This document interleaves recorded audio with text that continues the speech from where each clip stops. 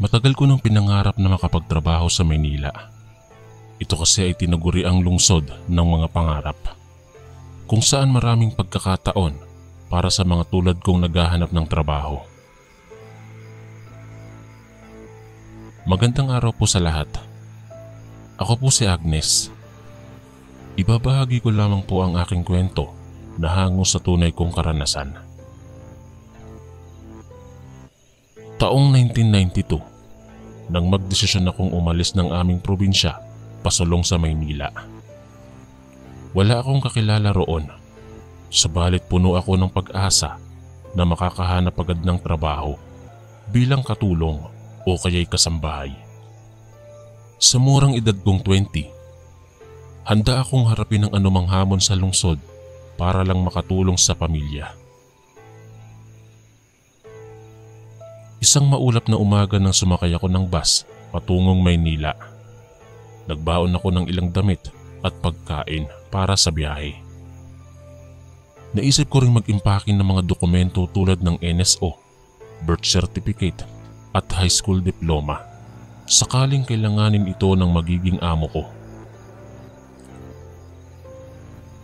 Pagkarating ko sa Maynila, agad kong napuna ang ingay at bilis ng takbo ng buhay doon. Sanay akong nasa probinsya, kaya medyo nahilo ako sa dami ng mga sasakyan at taong dumadaan. Pero hindi ako nagpatinag at sinimulan ko nang hanapin ang address na ibinigay sa akin ng aking tiyahin.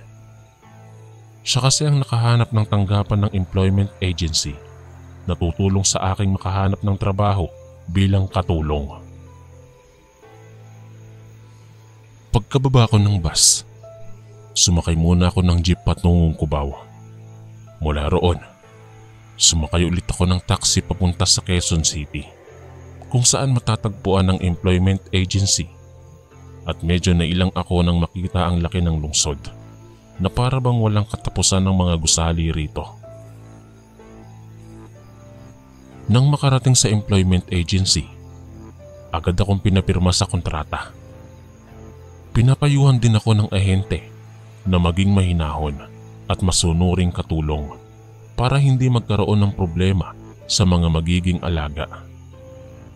Tinanggap ko ang payo nila at naghintay na lamang ng tawag mula sa kanilang tanggapan kapag may nakuhang trabaho para sa akin.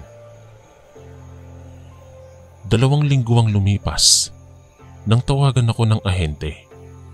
Mayroon na raw akong naipasang application bilang katulong sa isang mayamang pamilya sa San Juan.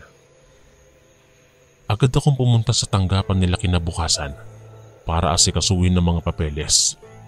Sabi ng ahente, magiging responsibilidad ko ang paglilinis ng bahay, pagluluto at pag-aalaga sa matandang babae na nakatira sa bahay na yon.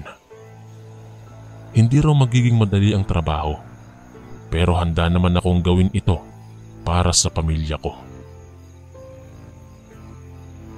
Kinabukasan ng umaga, sinakay ako ng van patungong San Juan, kung saan matatagpuan ang bahay ng aking mga bagong amo. Gaya ng sinabi ng ahente, napakalaki ng bahay nila. Mayroon itong 2 palapag at ang harapan ay malawak na hardin. Dumating din ng mag-asawang amo ko. Maayos naman silang kausap at mukhang mababait. Agad nilang ipinakilala sa akin si Lola Lydia, ang matandang babae na magiging responsibilidad ko magmula ngayon. Pagpasok namin sa loob ng bahay, naamoy ko kaagad ang sambyon ng kandila. Madilim din ang paligid, kaya nahirapan akong makita ng malinaw si Lola Lydia. Nang malapitan ko siya, bahagyang napangiwi ako nang makita ang itsura niya. Payat na payat ang katawan, namumutla at halos wala ng buhok. Mukhang totoo nga ang sinabi sa akin ng mahina na talaga siya. Sa unang araw ko pa lang bilang katulong nila, ramdam ko na ang bigat ng responsibilidad ko. Pero ginawa ko ang lahat para maipakita sa kanila na kaya kong gampanan ng trabaho. Sinimulan ko sa paglilinis ng buong bahay, pag-aayos ng mga gamit at paghahanda ng pagkain ni Lola Lydia. Habang naglilinis ako sa paligid, naisip kong palitan na rin ang mga kurtinang nakasabit sa bintana ng silid ni Lola Lydia. Gusto kong paiwanan ng lahat ng mga kwarto ng malinis at maayos. Pagkatapos kong maglinis at mag-ayos sa buong bahay, napagdesisyonan kong palitan na ang mga lumang kurtina sa silid ni Lola Lydia. Sa totoo lang, nangangamba ako sa gagawin ko dahil una ko pa lamang siyang makikita ng malapitan. Subalit responsibilidad ko bilang katulong na tiyakin ang kaayusan ng buong bahay, kaya't kinakailangan kong gawin ito. Inakyat ko ang hagdan papunta sa ikalawang palapag kung saan matatagpuan ang silid ni Lola Lydia. Sa tuwing malalapit ako roon, lagi kong nararamdaman ng isang mapanghamong presensya. Nakapanlulumong kaba ang sumagi sa aking gulugod. Pero hindi ko hihingi ng trabahong ito kung wala akong tapang para harapin kahit na anong hamon, maging ang presensya ni Lola Lydia. Pagkabukas ko ng pinto ng silid, bumungad sa akin ng isang matandang babae na halos balot na ng kumot sa kama. Unti-unti ko siyang nilapitan habang maingat na dala-dala ko ang bagong kurtina na palitan. Sinubukan kong ngumiti pero tumitig lamang siya sa akin habang nakaangil ang kanyang bibig. Ramdam ko ang lamig ng paligid habang pinapalitan ko ang kurtina. Napansin ko ring may iba sa kanyang makipot na mga mata na parang nanlilisik habang tinititigan niya ako. Bakit ang tahimik mo dyan? Biglang tanong ni Lola Lydia na nagpahinto sa akin sa aking ginagawa. Gusto ko lang po kayo bigyan ng katahimikan habang nagpapalit po ako ng inyong kurtina. Ayaw ko pong makaabala sa inyo. Mahinahong sagot ko. Muli siyang tumahimik. Pero sa tuwing nararamdaman kong nakatitig siya sa akin, pakiramdam ko ay ginugutay niya ako sa kanyang isipan. Sa kabila ng kaba at pangamba, ipinagpatuloy ko ang trabaho.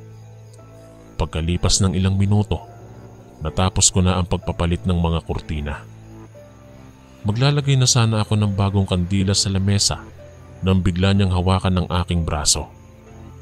Napatalon ako sa gulat sa bigla niyang aksyon. Huwag mong sabihin sa kanila na nakita mo akong umalis ng bahay kagabi. Naiintindihan mo?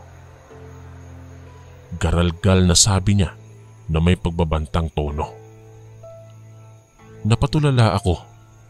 Hindi ko alam ang tinutukoy niyang pag-alis ng bahay kagabi. Subalit sa takot na mawala ng trabaho, tumango na lamang ako. Sa paglalakad ko palabas ng silid, nanginginig ang buong katawan ko. Bakit niya sasabihin iyon? Hindi ko naman siya nakitang umalis ng bahay nung nakaraang gabi. At bakit ko naman itatago sa mga amo ang isang bagay na wala naman akong kinalaman?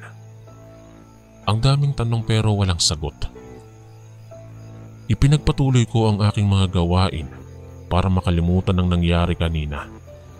Ngunit kahit anong gawin ko, hindi mawala sa isip ko ang garalgal na tono at nanlilisik na mga mata ni Lola Lydia nang bantaan niya ako. Kinagabihan, dinalaw ulit ako ng mga masasamang alaala. Samantalang ang lahat ay mahimbing nang natutulog. Gising na gising ako habang nakatingin sa kisame ng silid ko.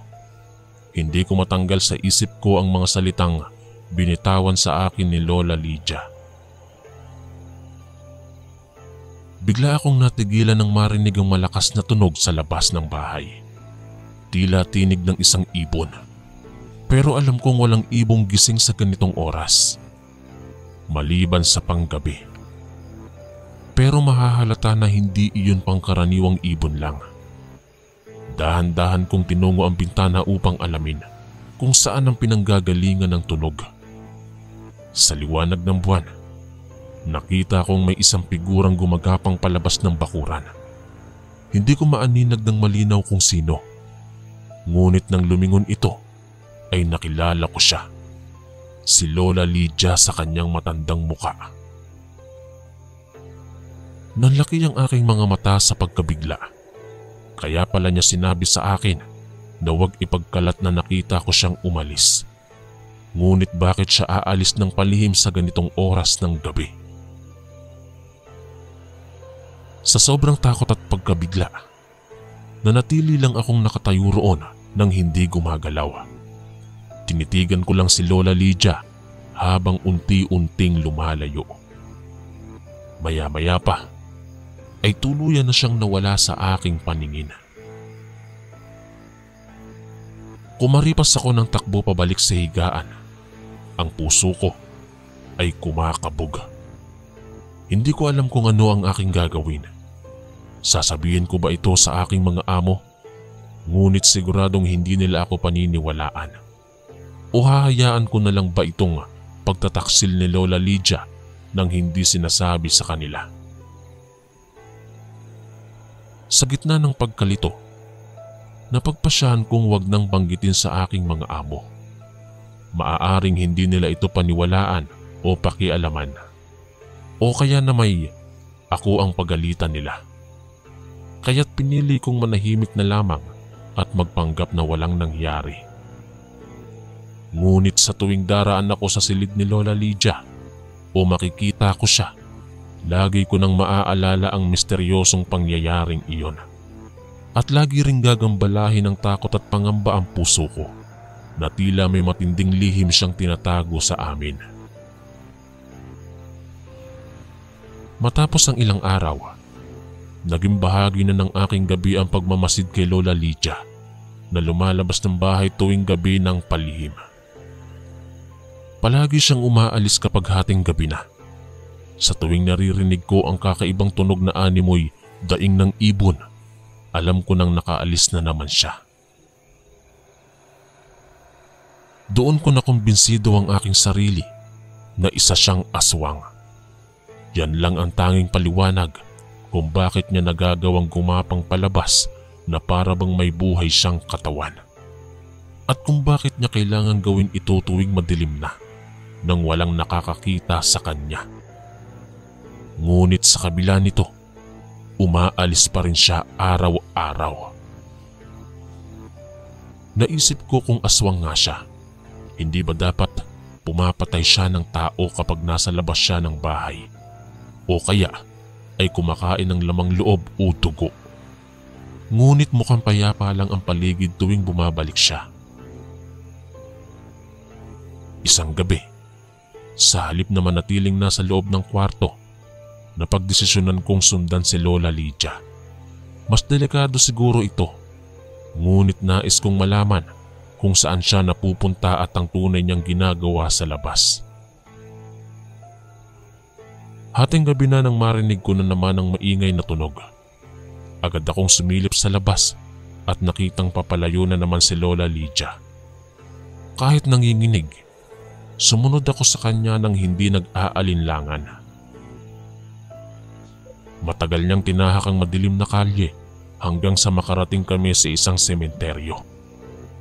Palihim akong sumusunod sa kanya, nagtatago sa mga lapida at puntod habang siya ay patuloy lang sa paglalakad. Maya-maya pa, huminto siya sa harap ng isang bagong puntod. Lumuhod siya roon at yumuko. Naisip kong ito marahil ang puntod ng isang mahal niya sa buhay na kamakailan lamang pumanaw. Sa unang pagkakataon, nakita ko ang lungkot at pighati sa kanyang mga mata habang nakatitig sa puntod. Doon ko naunawaan ang dahilan ng kanyang lihim na paglabas tuwing gabi. Gusto lang niyang bisitahin ang puntod ng kanyang minamahal nang walang makakakita sa kanyang lungkot at pighati. Sa sandaling yon, naramdaman ko ang habag at awa para kay Lola Lydia. Sa kabila ng kanyang kalagayan bilang isang aswang, may puso pa rin siyang may damdamin at nararamdaman. At sa unang pagkakataon, hindi na ako natakot sa kanya. Naiintindihan ko na ang lahat ng kanyang ginagawa, kahit man lamang ang kanyang pagiging lihim ay dahil sa kanyang pag-ibig. Kaya tinayaan ko na siyang mag-isa ng gabing yon bilang paggalang. Bumalik na ako sa bahay ng walang kibo at imik upang magpahinga. At buong magdamag, nakaramdam ako ng aliw at kapayapaan sa aking puso. Dahil sa wakas, napag-unawaan at nasilip ko ang tunay na pagkatao sa likod ng matandang babaeng dating kinatatakutan ko. Nang sumunod na araw, maaga akong nagising para ipagpatuloy ang aking mga gawain. Kahit pa napag-alaman ko na ang dahilan sa likod ng lihim ni Lola Lydia, hindi pa rin maalis sa isip ko ang misteryo sa kanyang paglabas tuwing gabi. Habang naghahanda ako ng agahan, pumasok ang aking mga amo na magkasabay. Kaagad nilang napansin ang aking tahimik na kilos. "Bakit parang tulala ka riyan, Agnes? May problema ba?" Tanong ng aking babaeng amo. Napailing ako at ngumiti. "Wala naman po, ma'am. Medyo inaantok lang." "Nako, delikado yan kung inaantok ka habang nagluluto. Mas magaling pang magpahinga ka muna." Tugon naman ng lalaking amo ko. "Oo nga, baka masunog mo pa ang ulam namin. Magpahinga ka saglit pagkatapos mong lutuin yan ha." Dugtong ng babae. Tumango na lang ako bilang tugon. Mas gusto kong itago ang totoong dahilan ng aking pagkabalisa. Ayaw kong may maisip silang masama tungkol kay Lola Lydia o sa akin. Pero sa loob-loob ko, hindi ko maiwasang mag-isip. Kung alam nilang aswang ang kanilang ina, bakit hindi nila ito pinipigilan sa paglabas? O kaya ay bakit hindi nila ito sinumbong para mapuksa? May lihim din kayang tinatago ang mag-asawang ito? Ito ang mga tanong na paulit-ulit na sumasagi sa isip ko. Gusto kong tanungin sila ng harap-harapan.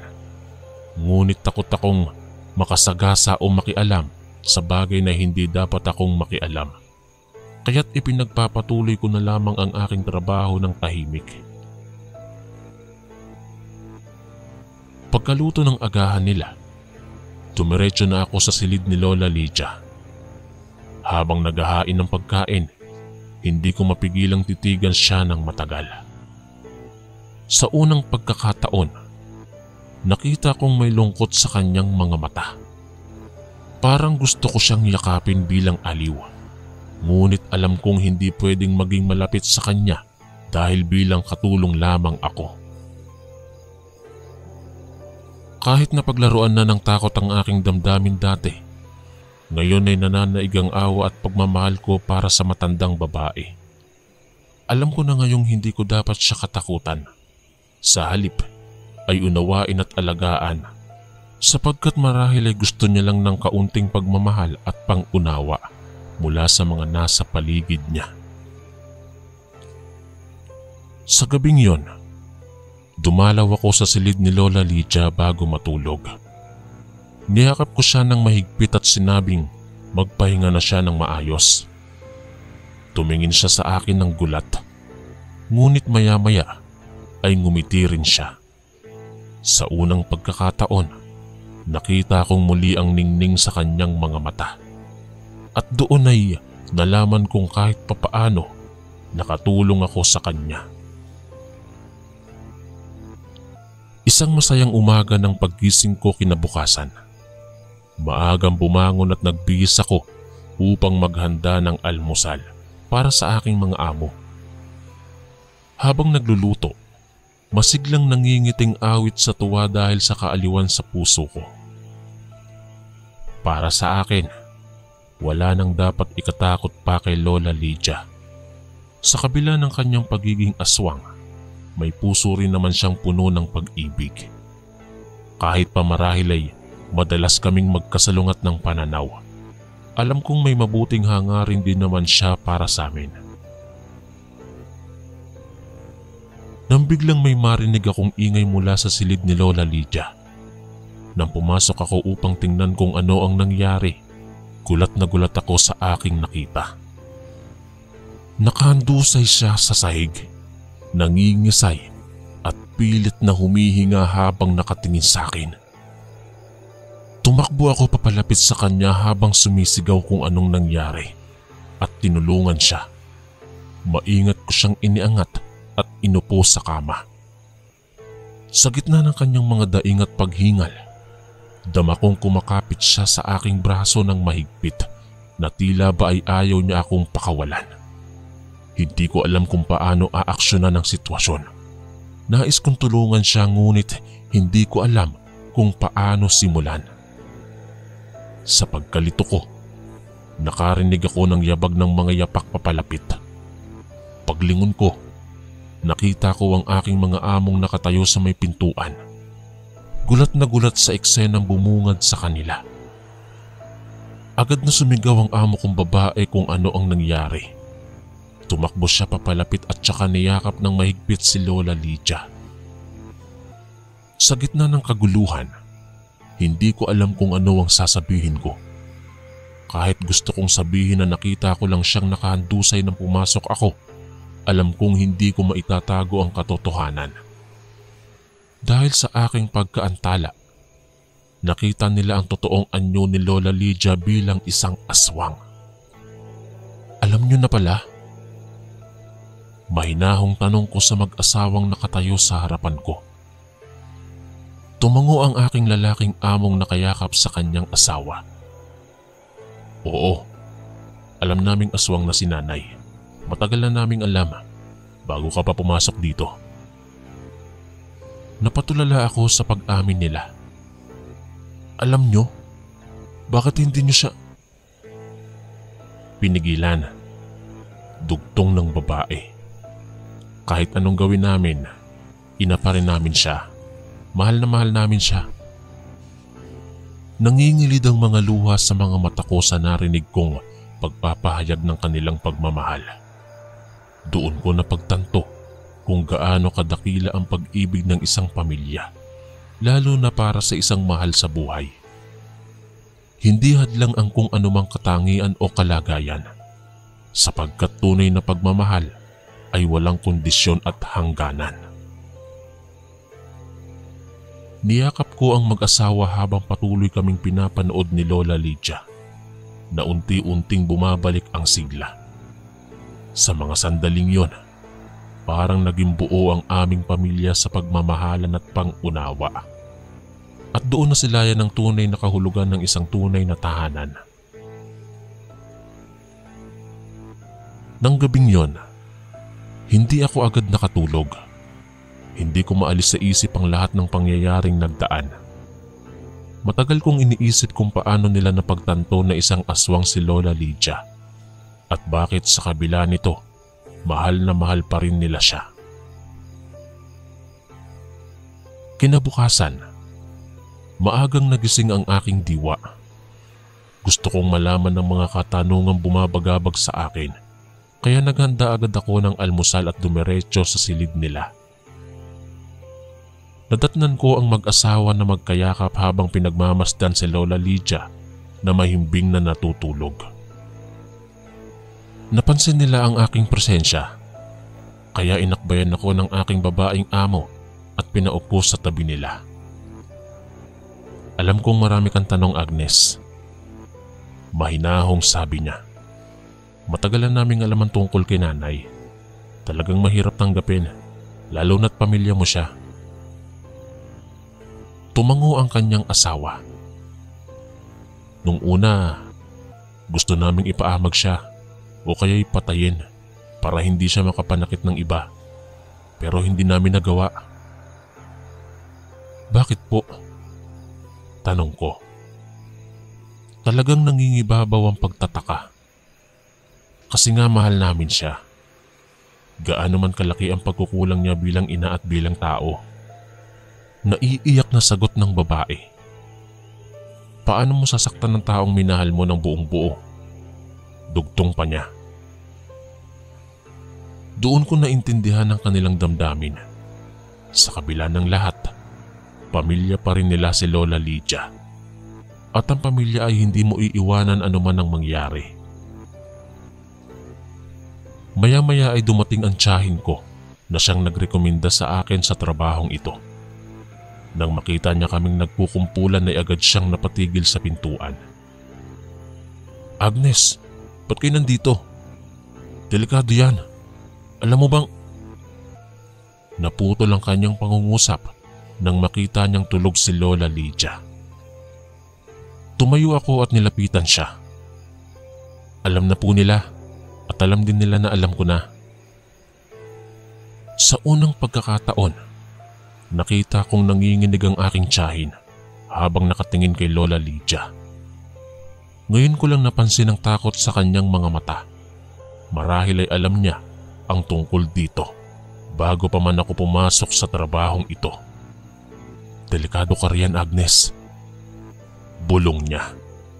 "Alam kong mahal na mahal ka ng pamilyang ito, pero hindi mo pa rin maiiwasan ang mapanganib na kalagayan mo rito." Ngumiti ako bilang tugon. "Naiintindihan ko po kayo, Chang. Pero sa ngayon, kasama nila akong humaharap dito. Walang iiwanan o tatalikuran." Napansin kong bumilis ang tibok ng puso ni Lola Lydia nang magtama ang aming paningin. Ngumiti siya ng bahagya at tila nagpapasalamat sa aking sinabi. Sa mga sandaling yon, ramdam na ramdam ko ang pagkakaisa ng aming nabuong pamilya, handang samahan at pagtagpuin ng bawat isa anuman ang mangyari.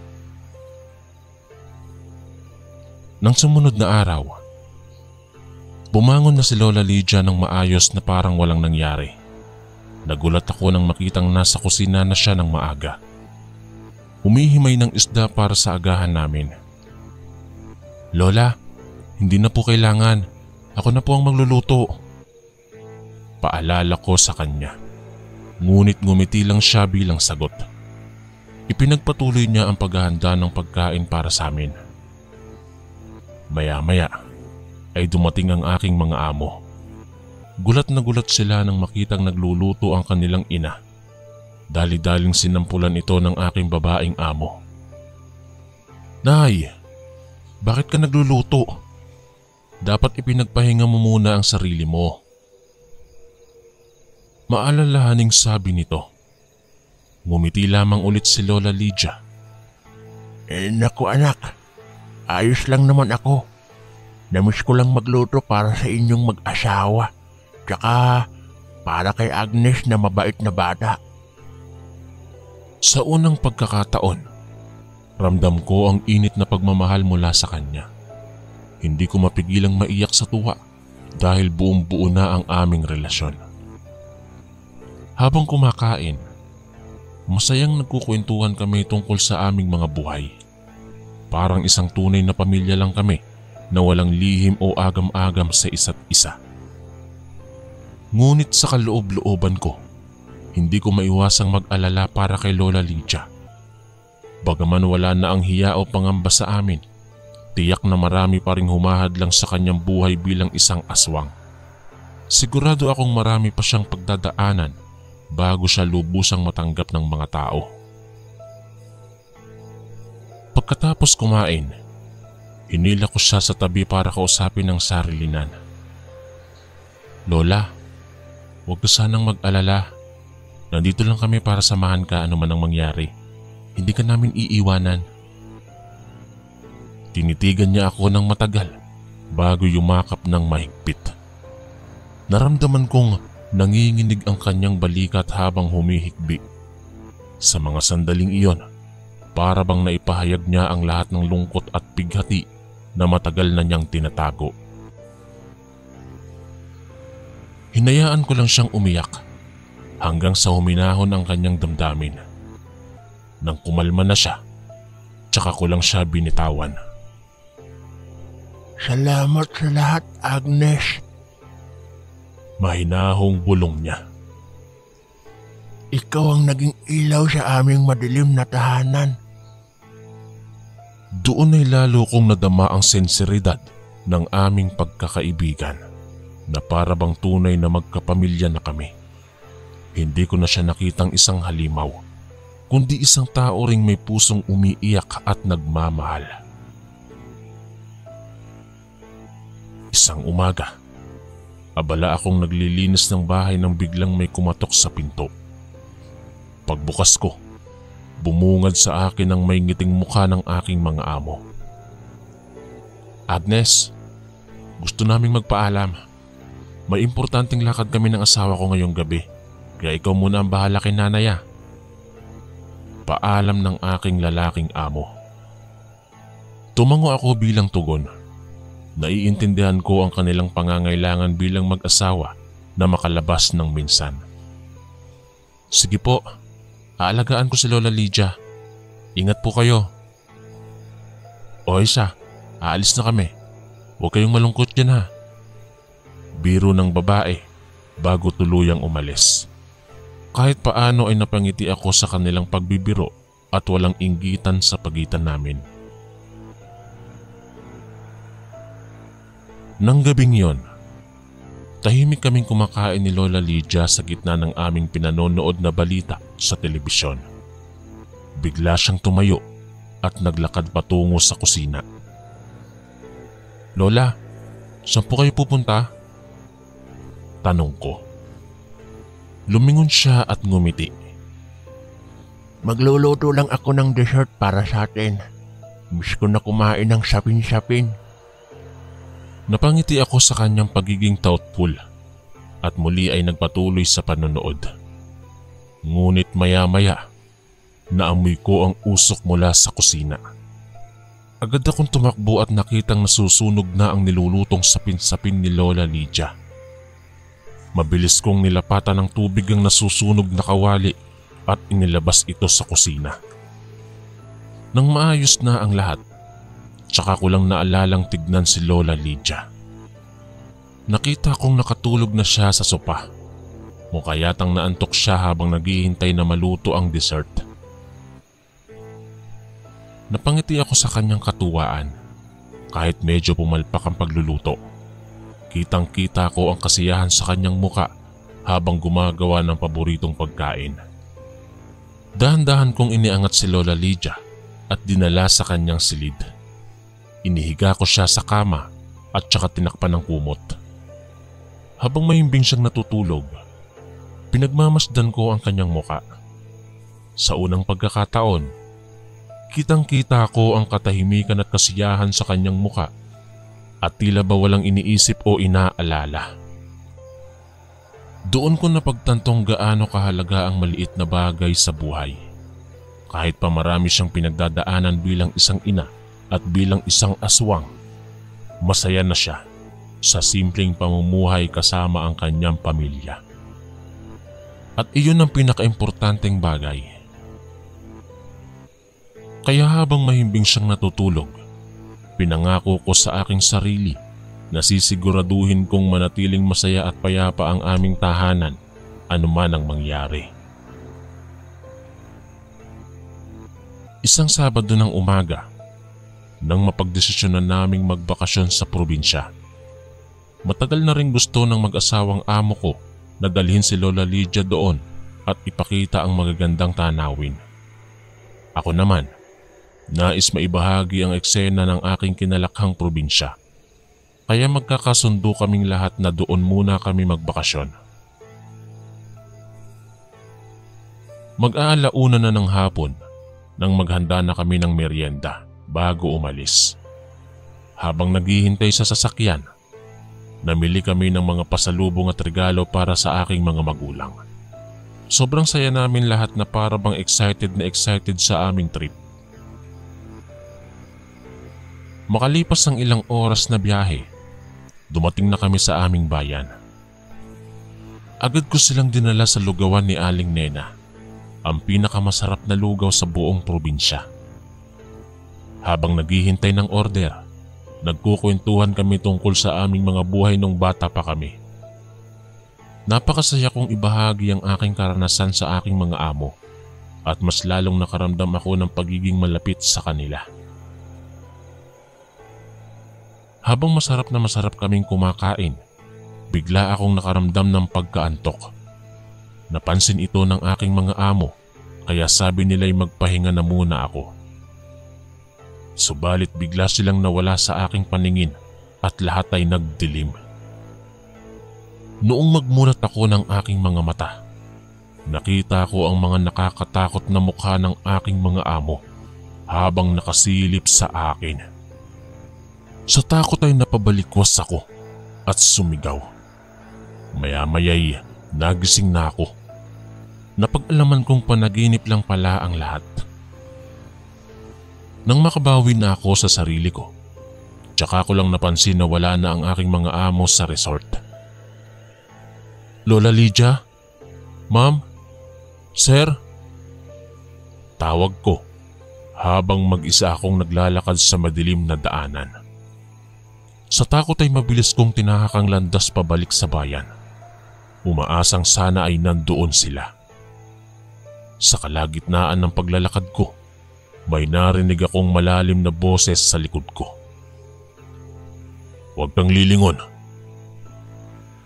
Dahil sa takot, ay pumikit na lamang ako at tumakbo ng mabilis palayo sa boses hanggang sa makabalik sa bayan.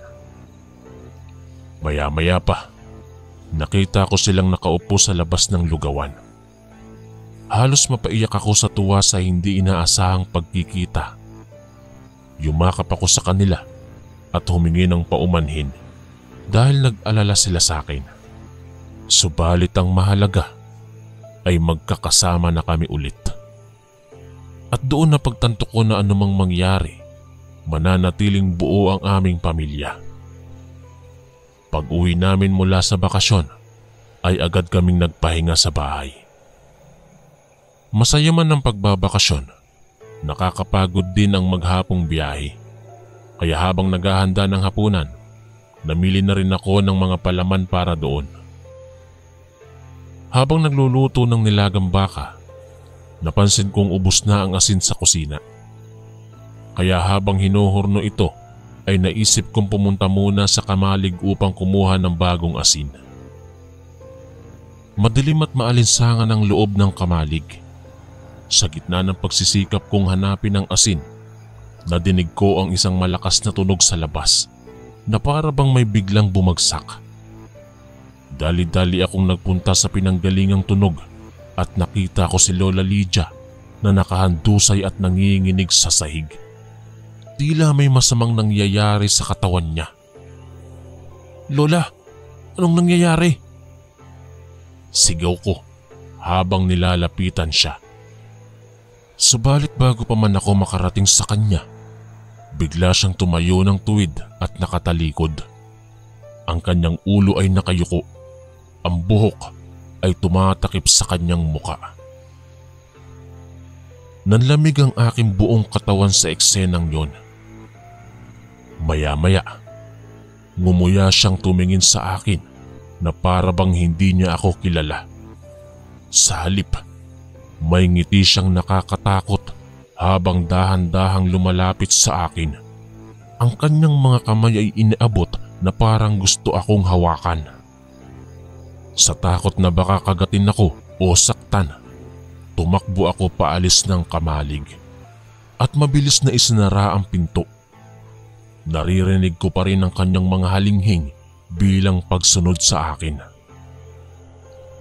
Sa panik, tumakbo ako sa direksyon ng bahay ng aking mga magulang. Sa kalagitnaan ng pagtakbo, nararamdaman ko pa rin na mayroong sumusunod sa akin. Subalit patuloy lang akong tumakbo ng mabilis hanggang sa makarating sa tahanan ng aking pamilya. Doon ko naisip, marahil ay hindi pa rin ligtas sa piling ng aking mga dating amo. Mukhang mas delikado pa ngayong unti-unting nawawala ang katinuan ni Lola Lydia bilang tao. Kahit labag man sa loob ko, kailangan kong umalis sa dati kong trabaho para sa sarili kong kaligtasan.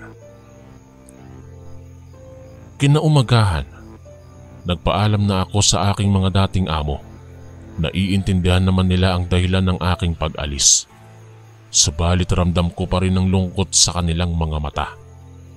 Pero sa huli, pinangako ko pa rin sa kanila na mananatiling magkaibigan kami anuman ang mangyari.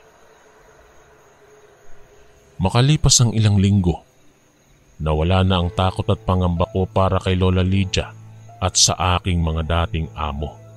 Sa katunayan, namimiss ko na sila at gusto kong malaman kung kamusta na sila ngayon. Isang hapon, dumating ang tiyahin ko na hingal sa pagod sa pagtakbo.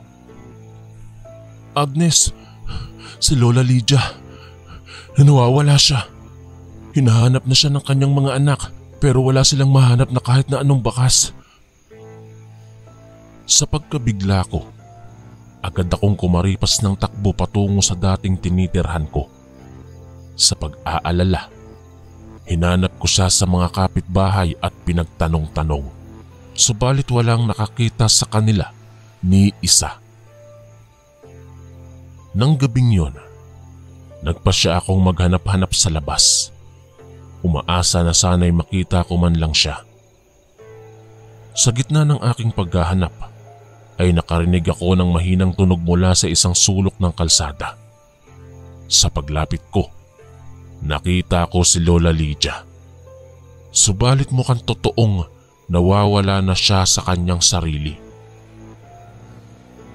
Lola Lydia, ako po ito si Agnes. Nakikilala niyo po ba ako? Mahinahong tanong ko habang nilalapitan siya. Paglingon niya sa akin, wala siyang ngiting ipinakita gaya ng dati niyang ginagawa. Sa halip, tumayo siya ng tuwid at dahan-dahang naglakad patungo sa akin.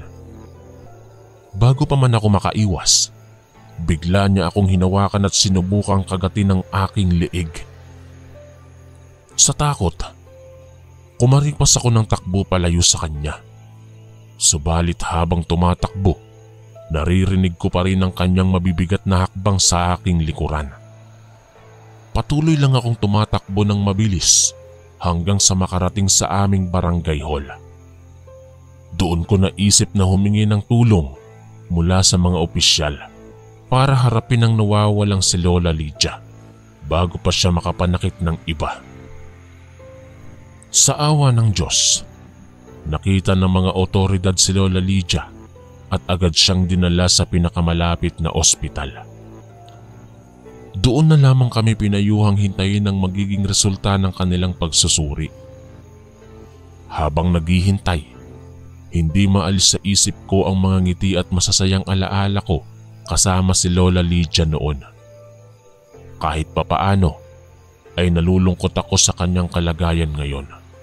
Subalit umaasa pa rin akong babalik pa rin ng dating katinoan niya.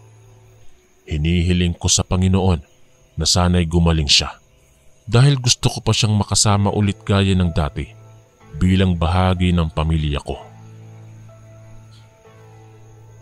Habang naghihintay sa ospital, bigla akong napatingin sa labas ng bintana.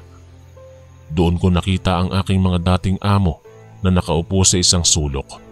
Magkayakap at tila ba umiiyak. Kahit gusto kong samahan sila, nahihiya akong lapitan sila sa ganitong kalagayan. Alam kong gusto nilang mapag-isa upang harapin ang kanilang problema bilang pamilya. Kaya't nanatili na lamang akong nakaupo sa loob, madalas na tumitingin sa kanila sa pamamagitan ng bintana. Maya-maya pa ay lumabas ang doktor.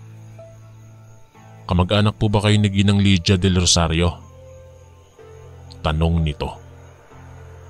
Tumayo kami at lumapit sa kanya. Opo, kami po ang kanyang pamilya.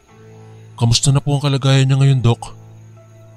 Nag-aalalang tanong ng dati kong amo na babae. Base sa aming pagsusuri, mukhang lumala na po ang demensya ng inyong ina. Posible na po ngayon talaga siyang nahihirapang makakilala o makausap ang sino man. Seryosong wika ng doktor. Dahil sa pagkabigla, naiyak na lamang ang mag-asawa sa balikat ng isa't isa. Si Lola Lydia, ang kanilang minahal na ina, ay unti-unting nawawala na sa kanilang piling. Noong gabing iyon, hindi ako nakatulog. Gusto kong samahan ang aking mga dating amo, ngunit hindi ko magawa dahil baka kailangan nilang mapag-isa upang tanggapin ang katotohanan. Habang nagdarasal, unti-unting tumutulo ang aking luha dahil sa bigating nararamdaman ko para sa kanila.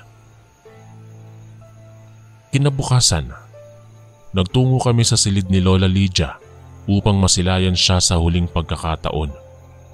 Nang pumasok kami, nakita naming nakatitig lamang siya sa kawalan at tila ba hindi niya kami nakikita. Masakit makita siyang hindi na kami nakikilala, subalit pinipilit namin na ngumiti sa harap niya. Dahan-dahang umupo ang aking babae at lalaking amo sa tabi ng kama at hinawakan ng kamay ni Lola Lydia. Ramdam ko ang bigati sa kanilang mga mata habang nakatingin sa kanilang ina na para bang nawalan na ng malay. Mabigat man tanggapin, alam namin na ito na ang magiging huling pagkakataon naming makasama siya ng ganito. Kaya sama-sama kaming umiiyak habang pinaparamdam sa kanya na nandyan lang kami hanggang sa huli. Nang makauwi kami mula sa ospital, pinaghandaan na namin ang gagawin. Pinaglalaanan ng pinakahuling kapahingahan ni Lola Lydia. Kahit nagdadalamhati, masaya ako kasama ang aking mga dating amo dahil muli naming naalala ang mabuting alaala namin kasama siya. Naalala niyo ba yung unang beses na sinubukan niya magluto ng paborito niyang sapin-sapin? Natatawang simulang kwento ng aking babaeng amo. Di ba naghihintay pa nga kayo nun? Nagulat na lang kayo nung biglang nasusunog na pala yung niluluto niya. Buti na lang nakahanda ka nun, Agnes. Napangiti ako sa binanggit na alaala. Oo nga po, kahit nasunog ang saya-saya pa rin po ni Lola Lydia nun. Sagot ko. Ay nako, namimiss ko na talaga tong matanda. Mahinahong bulong ng aking lalaking amo. Napayakap siya sa kanyang asawa bilang aliw sa kanilang kalungkutan. Maya-maya, dumating ang tiyahin ko. Nagulat siya nang makita akong kasama ng aking mga dating amo.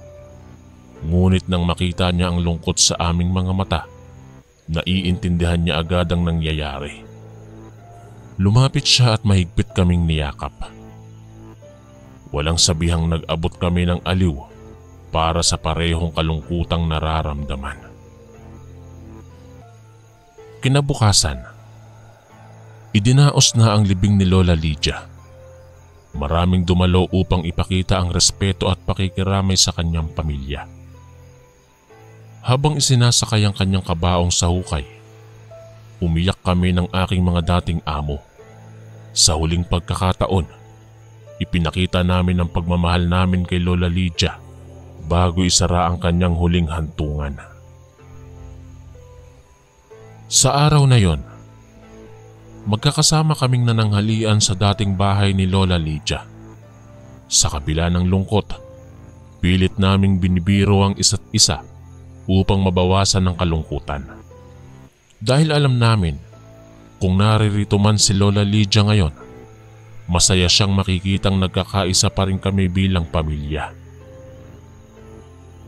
Kaya hanggang sa huli, patuloy naming pinalalim ang ugnayang magkakaibigan bilang paggunita kay Lola Lydia at sa mga masasayang alaalang iniwan niya sa amin. Matapos ang ilang buwan, unti-unti na ring nawala ang lungkot at bighati sa puso namin. Pagaman wala na si Lola Lydia, patuloy pa rin ang aming pagsasama at pagkakaibigan ng aking mga dating amo. Isang umaga, niyaya nila akong lumabas upang mag-almusal sa kanilang paboritong kainan. Habang kumakain, naalala namin ang unang pagkakataong dinala ko sila rito noong nagbakasyon kami sa probinsya. Napangiti kami sa alaalang yon. Ang saya naming kumakain ng magkakasama habang nagkukwentuhan tungkol sa aming mga buhay. Alam mo Agnes, ikaw na talaga ang naging ina namin ni Mrs. Biro sa akin ng aking lalaking amo. Ikaw na nag-aalaga sa amin ng mga huling araw ni nanay. Salamat talaga. Ngumiti lamang ako bilang sagot. Sa totoo lang, sila na rin ang naging pamilya ko. Lalo na noong panahong yon. Kaya't naging masaya rin ang lahat para sa akin. Kahit pa may lungkot sa aming kalagayan. Habang umiinom ng kape, bigla kong naalala ang lahat ng pangyayari nang una akong pumasok sa kanilang tahanan. Noong una'y takot na takot ako kay Lola Lydia dahil sa kanyang pagkaaswang. Subalit sa huli, siya mismo ang nagbunsod ng pagbabago sa aking pananaw tungkol sa kanyang kalagayan. Doon ko napagtanto na sa kabila ng ating mga kaibahan, lahat tayo'y pantay-pantay bilang tao. At higit sa lahat, ang pinakamahalagang bagay ay ang pag-ibig. Dahil yan ang nagbibigkis sa atin, maging sino o ano pa man tayo. Salamat po talaga sa inyo ma'am, sir. Wika ko sa kanila.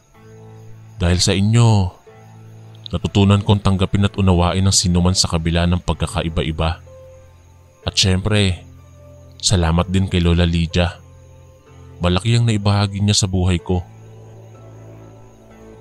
Niyakap ako ng mag-asawa at sabay na nagpasalamat. Sa mga sandaling yon, para kaming isang tunay na mag-anak. At doon ko napatunayan na magiging magkakasama habang buhay ang aming nabuong samahan. Nagpatuloy ang aming samahan, maging pagkatapos ng pagpanaw ni Lola Lydia. Sa tuwing may okasyon o reunion, lagi kaming nagkikita ng aking mga dating amo upang alalahanin ang masasayang alaala nung kami magkakasama sa iisang bubong. Sa tuwing nakikita ko sila, parang bumabalik ang ngiti sa kanilang mga mata.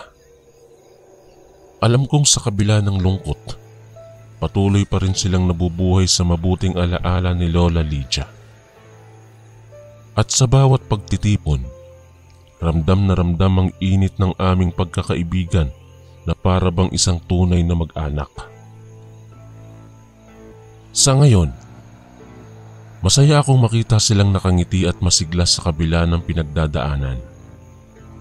At sa tuwing naaalala ko si Lola Lydia, lagi kong pinapasalamatan ang kanyang alaala.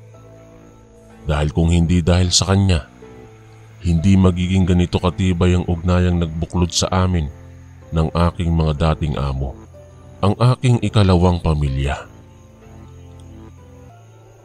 Hanggang dito na lang po ang aking kwento, Kuya Chris. Maraming salamat po sa pagbasa nito. Ako po si Agnes, ang inyong kaistorya. Maraming salamat po mga kaistorya sa pakikinig. At kita-kits po ulit bukas para sa isa na namang nakakatakot na kwento. Ito po si Kuya Chris, ang inyong kaistorya. God bless po at ingat po lagi.